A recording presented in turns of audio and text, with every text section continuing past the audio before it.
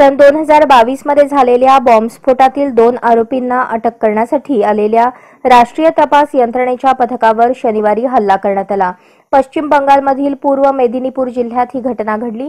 त्यात एनआयएचा एक अधिकारी जखमी झाला असून त्यांच्या वाहनाचीही नासधूस करण्यात आली।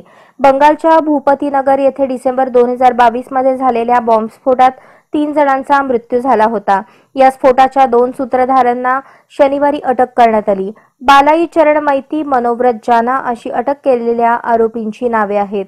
आरोपींना अटक करण्यात एनआयएला संतप्त जमाव मज्जाव करत होता, पण विरोधाला न जुमानता एनआयएने कारवाई पूर्ण केली। बॉम्बस्फोटाच्या चौकशीचे कारण देऊन एनआयएच्या पथकाने शनिवारी पहाटे काही घरांची झडती घेतली। त्यावेळी पथकाने स्थानिक रहिवाशांवर हल्ला केला, त्यामुळे लोकांनीही प्रत्युत्तर दिले, असे पश्चिम बंगालच्या मुख्यमंत्री ममता बॅनर्जी म्हणाल्या।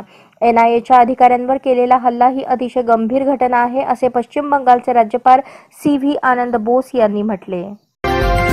आजच स्मार्ट महाराष्ट्र न्यूज चॅनलला सबस्क्राइब करा।